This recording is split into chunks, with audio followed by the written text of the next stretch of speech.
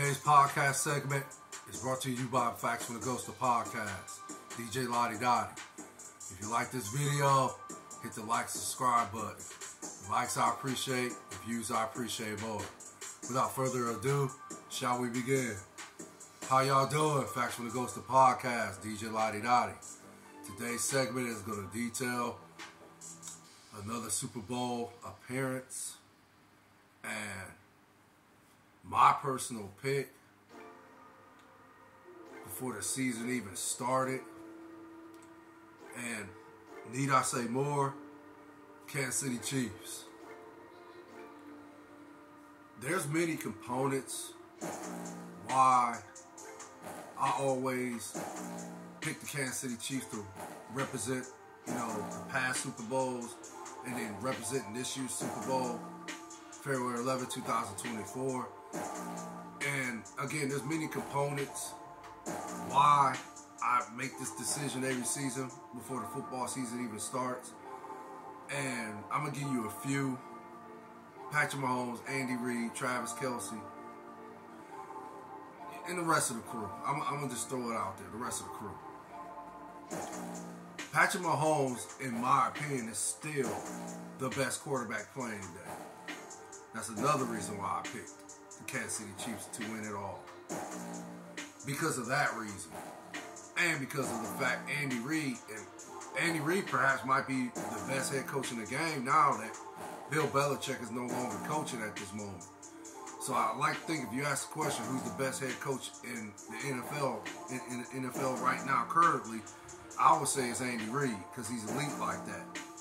And of course, Travis Kelce, I still think he's one of the best tight ends, if not the best tight end in the game.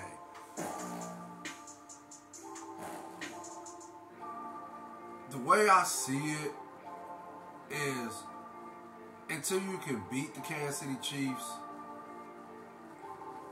I just feel that they're going to win it every year because of it's just that Patrick Mahomes he's just that phenomenal. He's just that magnificent. He makes plays from the pocket. He can read defenses. He does a lot of trick-like gadget plays, and he can also utilize his legs and get huge chunk yards.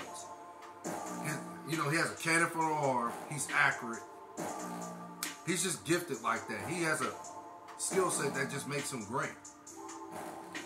And I heard some of the analysts say that he's not even looking at the Josh Allens, the Lamar Jacksons, or the Joe Burrows. He's looking at Peyton Manning, Tom Brady, and the Joe Montanas. That's the top echelon of elite quarterbacks he wants to be among or surpass. So he wants to be anointed as the greatest quarterback ever. That's, in my opinion, what Patrick Mahomes is striving for. That's what motivates him to go out here and play at the highest level that he's been playing. He's been to 6 AFC Championship games. He's won them all, I would like to think. This is his 5th Super Bowl appearance. So if that don't tell you, that's what motivates him every season. The fact that he wants to be the best quarterback in the game, period. If that don't tell you that's what's motivating him, then, and this is clearly my opinion, but I think that's what motivates Patrick Mahomes. Andy Reid, the same can say about him. He probably wants to be, anointed as the greatest head coach ever. Travis Kelce wants to be anointed as the greatest tight end ever. He passed. Now, I believe this is his 8th postseason with at least 100 yards receiving or 100 plus yards receiving. I thought initially he tied Jerry Rice, but I heard he surpassed him. So he's tied with the great Jerry Rice. And, a lot of people want to anoint Jerry Rice as the greatest football player ever, right? Some say it's Jim Brown. Some say it's Tom Brady.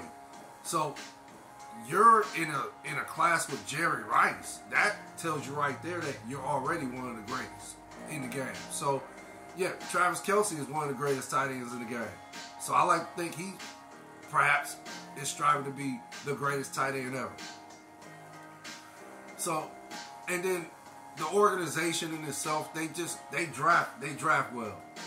Their draft intellect is just off the charts. How they're able to draft guys that fit their system and can acclimate their skill set with with the offensive schemes that the offensive coach draws up, schemes that sometimes Andy Reid draws up, and just the fact that Patrick Mahomes is the best quarterback playing, and how he can read defense and call audibles at the line, change plays, and so forth.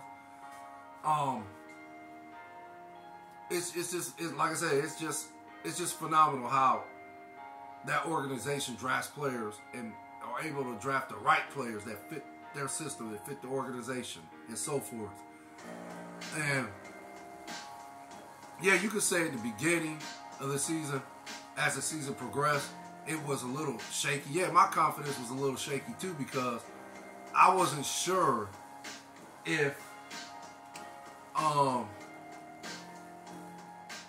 Kansas City was even going to make it to the big dance, if that makes sense. But yeah, the way I looked at it was that because of the cohesive unit that the Kansas City Chiefs has, and how everybody's on the same page as far as in the ultimate goal to win Super Bowls, multiple Super Bowls, I figured that they were going to figure it out sooner or later. And I'm talking about the wide receivers. And I'm pretty sure the wide receivers they had this, like last year and this year, I like to think that, I'm not sure if they were drafted or they were rookies and so forth. They just, had 1 or 2 years experience. I like to say that dude, Tony, I cannot think of his name, Tony. But, I want to say he played in last year's Super Bowl. But again, that was the big issue last year, was the wide receivers and how they were like, dropping the, couldn't catch the ball. There were so many drops that, the team experienced. As far as in, I want to say they even led the league in drops. I could be wrong, but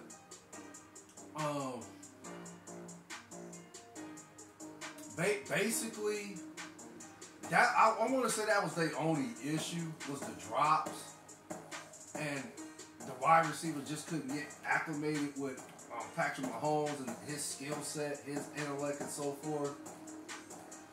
So, I mean, the season was rocky at first, if that makes sense. It was rocky, but ultimately, like I said, I had confidence they was gonna figure it out. So I didn't, there were times where like I said, my confidence was a little shaky, because I just didn't know how the Ravens were gonna, I'm sorry, not the Ravens. I got them in my brain. Not the Ravens. I wasn't sure how to, assess the Kansas City Chiefs and how far they were going to go in this year's playoffs. Again, I just figured that they were going to figure it out, basically. So, as the season progressed, no. I had, I wasn't like, oh, they're not gonna make the playoffs, or they're gonna be one and done. No, I wasn't concerned like that. But yeah, it came down to like I said, it came down to Andy Reid and Patrick Mahomes for me. And I mean, the stats, it's just self-explanatory. So, the stats during the regular season, they were self-explanatory. I think there were some people trying to say that Kansas City was like, gosh, man, we're leading. I want to say they were leading the league in drops. And I think they were trying to say that this was Patrick Mahomes, worst year, considering who Patrick Mahomes is. Not, the season I like to think Patrick Mahomes had last year was, still phenomenal stats, if that makes sense.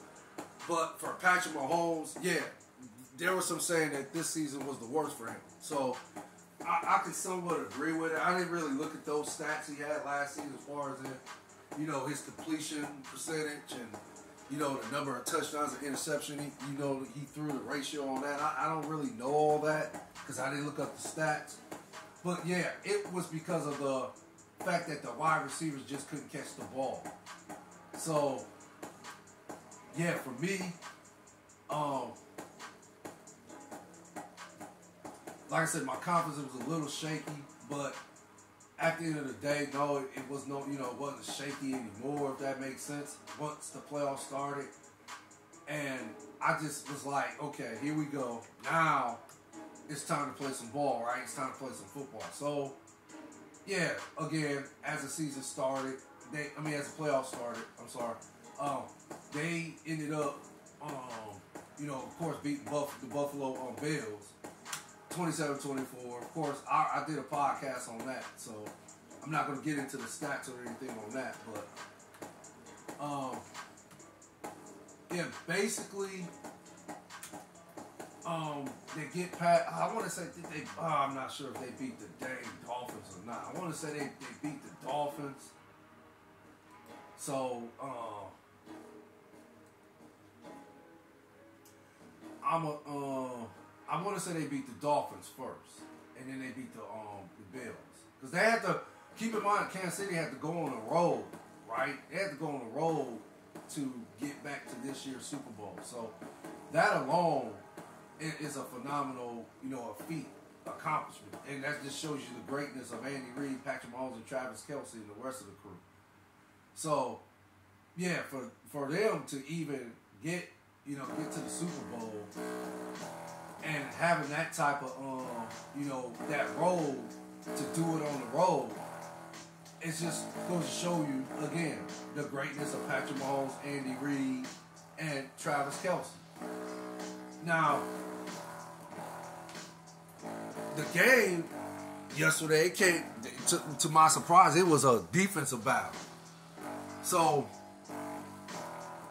in my opinion, the Kansas City Chiefs just basically made more defensive plays than the Ravens. Yeah, the Ravens had some costly penalties. They had, like, I want to say 8 for 95 yards. And I'm not even going to talk about the ones they had in the first half because they didn't, you know, they didn't do no damage. But they had a costly penalty, I want to say, in the, a little under, or maybe a little before the 2-minute warning, if that makes sense. There was a costly penalty by, what's his name, Roquan Smith. And I think he was instructed to jump off sides to, you know, be able to have the ability to utilize the clock to their advantage if they were to get the ball back and give it, or if the defense was to give the ball back to the offensive team, give the ball back to the offense. That's what I'm trying to say. I think that was the plan, but when Roquan Smith jumped off sides, he literally ran